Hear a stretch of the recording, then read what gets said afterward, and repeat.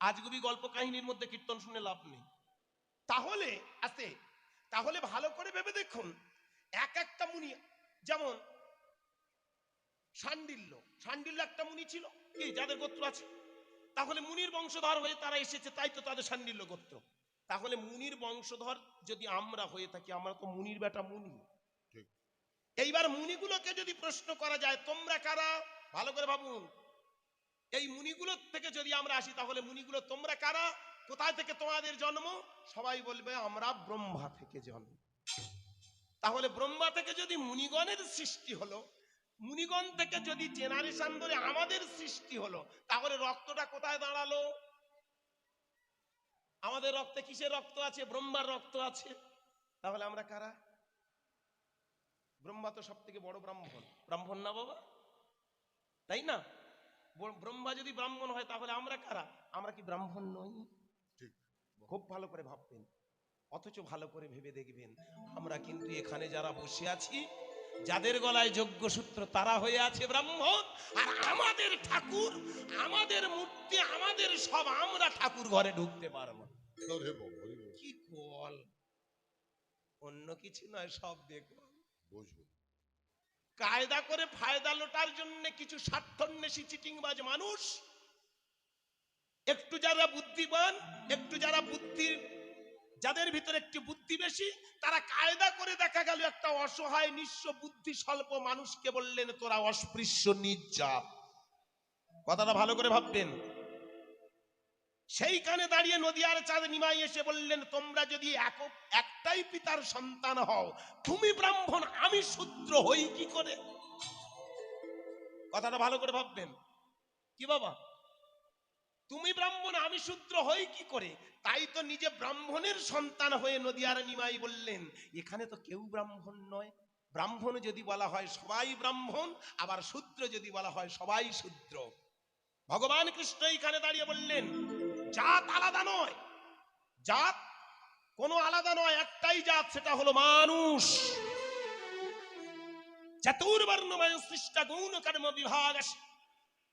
কথাগুলো ভালো করে ভাববেন, আমার কথা নয়, ভগবান শ্রীকৃষ্ণের মুখ নিঃসৃত বাণী। চতুর্বর্ণ, চারটে বর্ণ বা চারটে জাতের জন্ম হয়েছে, তোমরাই করেছো, আমি নই। অনেকে বলে ভগবান কৃষ্ণ চারটে জাতের জন্ম দিয়েছে, ফার্স্ট ক্লাস মূর্খ, ফার্স্ট ক্লাস মূর্খ। কেউ যদি বলে ভগবান চারটে জাতের সৃষ্টি করেছে, আমি বলবো মূর্খ। জাত বলে আলাদা কিছু নেই, জাত একটাই জাতি ভগবান সৃষ্টি করেছে, সেটা হলো মানুষ। মানুষটাকে দুটো ভাগে ভাগ করেছে, একটা নারী আর পুরুষ। এবার এইখানে এসে কর্মগুণে চারটে ভাগ আমরাই করে ফেলেছি। কি কর্ম? যারা একটু ভালো, যাদের ভিতরে একটু জ্ঞান, যারা সদা সর্বদা একটু আধ্যাত্ম চেতনা নিয়ে উন্মুখ, যারা সাধন ভজন করার জন্য এগিয়ে যাচ্ছে, তাদেরকে আমরা বলে থাকি ব্রাহ্মণ। যারা সমাজটাকে রক্ষা করার জন্য, এই দেশ রাষ্ট্রটা পৃথিবীটা টিকে থাকার জন্য যারা সমাজের কুপ্রবৃত্তির মানুষগুলোকে সরিয়ে ফেলে এই সমাজ সংসার কলুষিত সমাজটাকে সুস্থ রাখে, তাদেরকে বলা হলো ক্ষত্রিয়। যারা ব্যবসা বাণিজ্য করে আছে, যাদের উৎপাদিত দ্রব্য দিয়ে এই সমাজে সুন্দর করে একে অপরের মুখে অন্ন তুলে দিল, একে অপরের কাছে খাবার তুলে দিল, তাদেরকে আমরা বলে থাকি বৈশ্য। এবং শূদ্র কারা? ভালো করে ভেবে দেখুন, খুব মন দিয়ে শুনবেন আমার কথাগুলো। শূদ্র কারা? শূদ্র আমরা তাদেরকে বলছি যারা ছোট ছোট কাজ করছে, জুতো সেলাই করছে, ছোটখাটো চাষবাস করছে, আমরা তাদেরকে শূদ্র বলে ঘোষণা করলাম। আমার প্রশ্ন ভালো করে মন দিয়ে শুনবেন, জাত তো আলাদা করেনি ভগবান, কর্ম নিয়ে আমরা পৃথিবীতে এসেছি। যেদিন আমরা এই পৃথিবীতে আসলাম, সেদিন স্রষ্টা বলছে আমি তোমার ভিতরে একটা কর্ম দিয়েছি, একটা পাওয়ার দিয়েছি। তুমি যেটা ভালো পারো না, আমি সেটা ভালো পারি। আমি যেটা ভালো পারি, তুমি সেটা ভালো পারো না। বিষয়টা এটাই তো। আমি যেটা ভালো পারছি, আপনি সেটা ভালো পারছেন না। আপনি যেটা ভালো পারছেন, আমি সেটা ভালো পারছি না। এক একটা কর্ম দিয়েছে। কেন? এই কর্মের দ্বারা সমাজ, সংসার, রাষ্ট্র, পৃথিবী সুন্দর হয়। আমি গান গাইতে এসেছি, সঙ্গে নিয়ে এসেছি আমার সাঙ্গপাঙ্গ। একটা হ্যান্স আছে, দুটো বাজি আছে, একটা কিবোর্ডিস্ট আছে, কিবোর্ডম্যান আছে, হ্যাঁ, একটা করতালি আছে। তা আমি তো একলা চলে আসতে পারতাম, যা বাবা 200-500 টাকা, 1000 টাকা, 5000 যা দিস দিই বাবা, আমি বকর বকর করে চলে আসবো। এদের আনার কোনো দরকার ছিল কি? খুব ভালো করে মন দিয়ে ভাববেন। এনেছি কেন? একটাই কারণ, আমি যখনই গান গাইবো তালে তালে এ তখন তাল দেবে। যে কিবোর্ড ম্যান সে বসে বসে সুর দেবে, যে হ্যান্স করছে সে সুর দেবে, যে করতাল বাজাচ্ছে সে করতালের তাল দেবে। দেখেছেন? তাহলে আমি দামি, ওরা বেদামি, এটা কি হয়? কই আমি কত বড় শিল্পী হয়েছি, করতালি যদি একটা করতালের টোকা না মারে দেখি আমার বাপের শব্দ আছে, আমি গানটা ভালো করে গাইতে পারবো? কি বাবা, কি গো মায়েরা, দেখেছেন? একটা গান স্বয়ং সম্পূর্ণ করার জন্য এখানে আমরা 5-7খানা ছেলে চলে এসেছি। এইখানে যেমন গানটা সুন্দর করার জন্য গিয়েছি, সমাজ নামক বস্তুটা, এই সমাজকে সুন্দর করার জন্য তেমন স্রষ্টা গুণ সম্পন্ন মানুষ পাঠিয়েছে। আজ আমি এখানে দাঁড়িয়ে চিৎকার করছি, আপনারা আমায় মনে করছেন অনেক দামি ছেলে, গুণী ছেলে। না, আমার থেকেও তো আপনারা অনেক দামি। আপনারা যে যা কর্ম করছে সেটাই দামি। আমি মনে করবো আমার থেকে আরো দামি ব্যক্তি যারা আমায় নিয়ে এসেছেন, ওনারা যদি কৃপা করে আমাদের না নিয়ে আসতেন, আমরা আসতে পারতাম? কি বলো মা? আসতে পারতাম? ওদের থেকে আরো দামি লোক আছে, কে বলুন তো?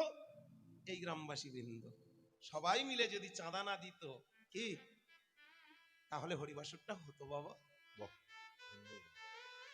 তাহলে তো সবার উপরে একজন করে আছে, কর্ম তো আলাদা গো, কিন্তু মানুষ সবাই। এইখানে আমার নদিয়ার নিমাই এসে দেখেছিল ব্রাহ্মণ্যবাদ সমাজটাকে ধ্বংস করে দিয়েছে। সমাজে এমন অনেক মানুষ আছে যাদের ভিতরে অবচেতন মন জাগিয়ে সমাজকে তারা শোষণ করে নিজের আখর গুছিয়েছে। কিন্তু ভালো করে ভেবে দেখবেন, নিয়ে তো কেউ যাব না। লক্ষ লক্ষ টাকা পায়খানার ঘরে পাওয়া গেল, ক্ষমা করবেন, কোটি কোটি টাকা তছনছ হচ্ছে, ওরা কেউ নিয়ে যাবে তো?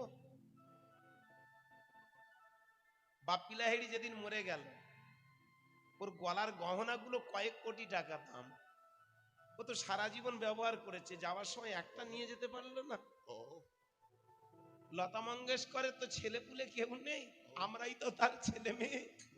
সে তো কোটি কোটি টাকার মালিক গো, সে কি পেরেছে একটা টাকা নিয়ে যেতে? আমি আপনি কত বেঈমানি করে, কত ছল চাতুরি করে, কত লক্ষ লক্ষ টাকা ইনকাম করছি, একজনও বলুক যে আমি একটা পয়সা এখান থেকে নিয়ে যেতে পারবো? অন্যে বাঁচায়, নিজে বাড়ে, ধর্ম বলে জানিস তারে।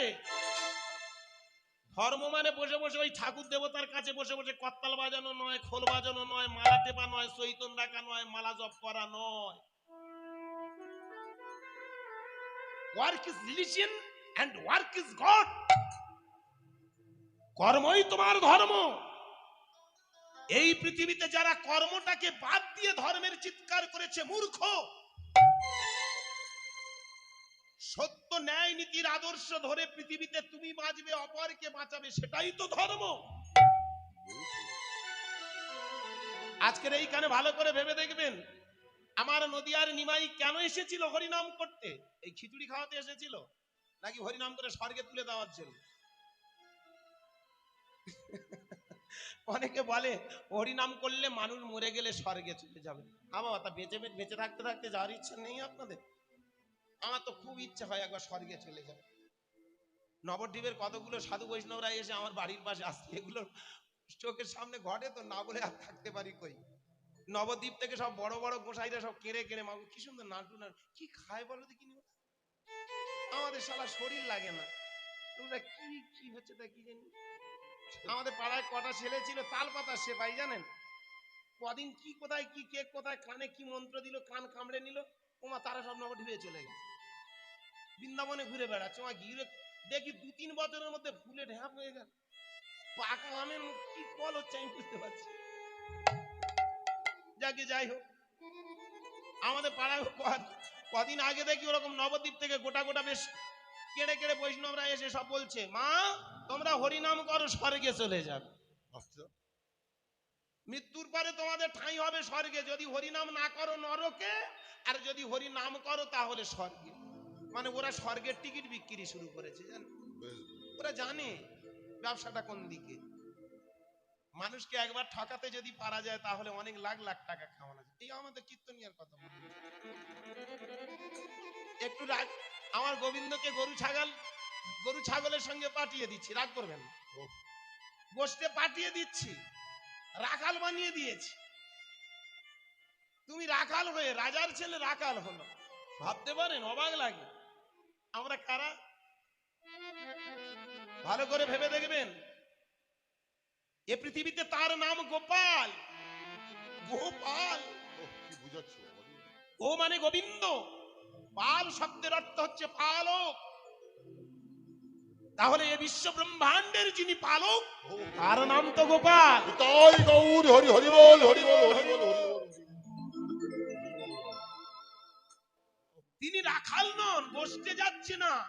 ভালো করে ভেবে দেখবেন, আমরা সবাই এসেছি, খুব ভালো করে ভেবে দেখবেন, আমাদেরকে তিনি নিয়ে এসেছেন তাই এসেছি। এটা দিয়ে শেখায় কি, এ বিশ্ব ব্রহ্মাণ্ডের মালিক তিনি যদি না নিয়ে আসতে পারতাম। গোধন, গো মানে পৃথিবী, ধন, ধন শব্দের অর্থ হলো মূল্যবান বস্তু। এই পৃথিবীর সব থেকে মূল্যবান বস্তু হলাম আমরা, এই মনুষ্য জাতি। গোধন নিয়ে এসেছেন মানে কি, পৃথিবীর শ্রেষ্ঠ ধন সম্পদ নিয়ে এসেছেন এই পৃথিবীটাকে সুন্দর করে সাজাবে বলে। আর আমরা তাকে রাখাল বানিয়ে দিলাম। দেখবেন সকালবেলা ওই গোষ্ঠে পাঠিয়ে দেয়া হয়, আবার সন্ধ্যের আগে তাকে ফিরিয়ে নেওয়া হয় না।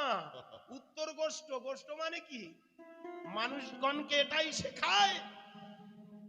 এগুলো বোঝার আছে বাবা, মানুষগণকে এগুলো শেখায়। কৃষ্ণ রাখাল নয়, পৃথিবীর পালক। আর পালক হয়ে তিনি মুরলীর ধ্বনি করলেন। মুরলী মানে কি, আমাদের দেহের ভিতরে যে ৬০ চক্র আছে, মূলাধার স্বাধিষ্ঠান মণিপুর অনাহত বিশুদ্ধ আজ্ঞা, অবশেষে আর একটা চক্র আছে যার নাম সহস্রা। মানুষের দেহটাই হলো বাঁশি, তার নাদ ব্রহ্ম সাউন্ডারাজ্য শব্দ ব্রহ্ম সুরে বাজাতে বললেন, তোমার ওই যন্ত্রটাকে বাজাও, আমি তোমায় বাজিয়ে দেব। ৫০০ বছর আগে নদিয়ার চাঁদ নিমাই এসে বললেন, কৃষ্ণ নামের সুর লাগাও তোমার এই শব্দ সুরে, শব্দ চক্রে, মূলাধার স্বাধিষ্ঠান মণিপুর অনাহত বিশুদ্ধ আজ্ঞা সহস্রাতে। ওই ধ্বনি শুনবে, তুমি ফিরে যাবে তোমার সেই আশ্রমে, যেখান থেকে তুমি এসেছিলে, আবার সেই স্থানে তোমার গমন। ফিরে চলো। এগুলো ব্যাখ্যা না করে আমরা শুধু গোপালকে রাখাল বানিয়ে দিলাম, আর আমরা সবাই গরু চড়ানো গল্প শুনে বাড়ি চলে গেলাম। মাঝখান থেকে আমরা ঝেড়ে নিয়ে চলে যাচ্ছি।